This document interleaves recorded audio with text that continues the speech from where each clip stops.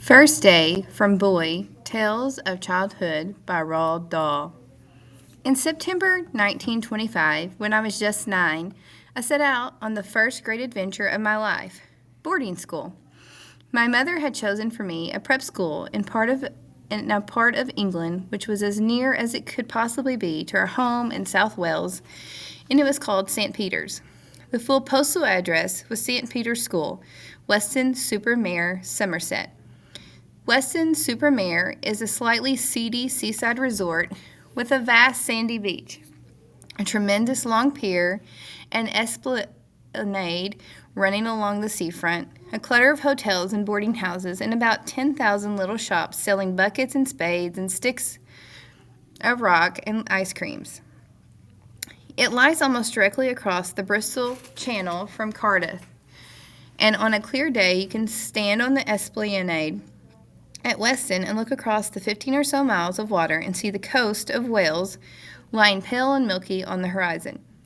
In those days, the easiest way to travel from Cardiff to Weston-super-Mare was by boat. Those boats were beautiful. They were paddle steamers with gigantic swishing paddle wheels on their flanks, and the wheels made the most terrific noise as they sloshed and churned through the water. On the first day of my first term, I set out by taxi in the afternoon with my mother to catch the paddle steamer from Cardiff Docks to Weston-super-Mare. Every piece of clothing I wore was brand new and had my name on it. I wore black shoes, gray woolen stockings with blue turnovers, gray flannel shorts, a gray shirt, and a red tie, a gray flannel blazer with the blue school crest on the breast pocket, and a gray school cap with the same crest just above the peak. Into the taxi that was taking us to the docks went my brand new trunk and my brand new tuck box, and both had our doll painted on them in black. A tuck box is a small pinewood trunk which is very strongly made, and no boy has ever gone as a boarder to an English prep school without one.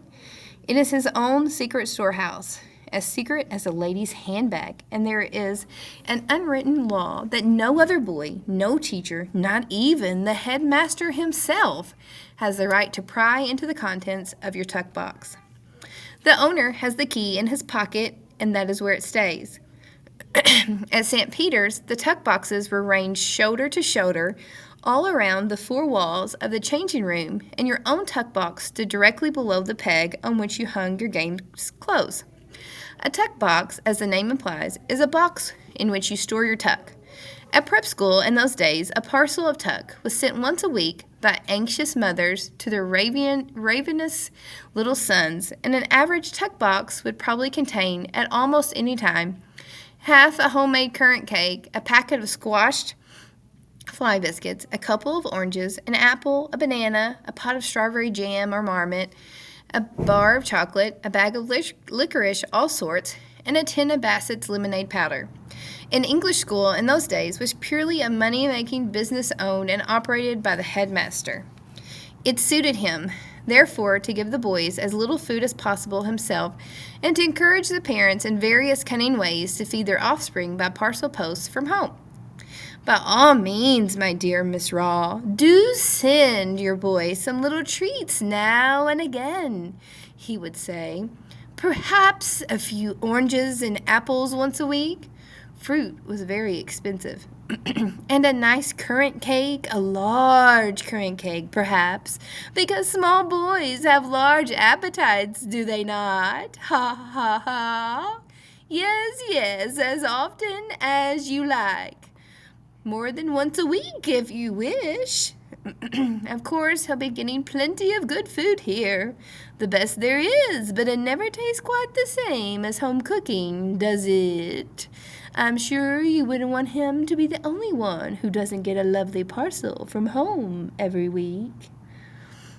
As well as tuck, a tuck box would also contain all manner of treasures such as a magnet, a pocket knife, a compass, a ball of string, a clockwork racing car, half a dozen lead soldiers, a box of conjuring tricks, some tiddlywinks, a Mexican jumping bean, a catapult, some foreign stamps, a couple of stink bombs, and I remember one boy called Arkle who drilled an air hole in the lid of his tuck box and kept a pet frog in there, which he fed on slugs. So off we set, my mother and I, in my trunk and my tuck box, and we boarded the paddle steamer and went swishing across the Bristol Channel in a shower of spray. I liked that part of it, but I began to grow apprehensive as I disembarked onto the pier at Weston-super-Mare and watched my trunk and tuck box being loaded into an English taxi, which would drive us to St. Peter's. I had absolutely no idea what was in store for me. I had never spent a single night away from our large family before. St. Peter's was on a hill above the town. It was a long 3-storied stone building that looked rather like a private lunatic asylum, and in front of it lay the playing fields with their 3 football pitches. 1/3 of the building was reserved for the headmaster and his family. The rest of it housed the boys, and about 150 of them altogether, if I remember rightly. As we got out of the taxi, I saw the whole driveway a bustle with small boys and their parents and their trunks and their tuck boxes, and a man I took to be the headmaster was swimming around among them, shaking everybody by the hand. I have already told you that all headmasters are giants, and this one was no exception. He advanced upon my mother and shook her by the hand. Then he shook me by the hand, and as he did so, he gave me the kind of flashing grin a shark might give to a small fish just before he gobbles it up. One of his front teeth, I noticed, was edged all the way around with gold, and his hair was slicked down with so much hair cream that it glistened like butter.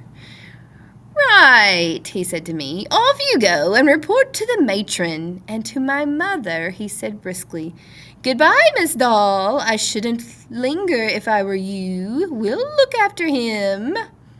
My mother got the message. She kissed me on the cheek and said goodbye and climbed right back into the taxi. The headmaster moved away to another group, and I was left standing there beside my brand new trunk and my brand new tuck box. I began to cry. Glossary. Advanced, move toward.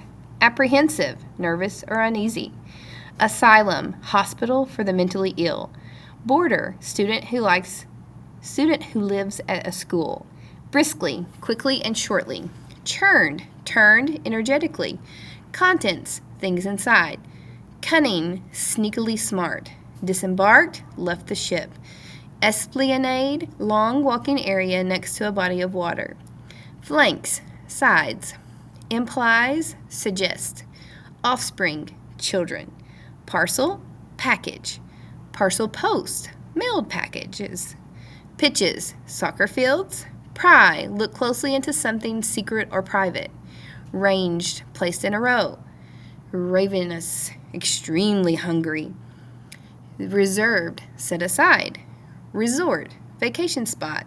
Seedy, dirty. Vast, great and wide.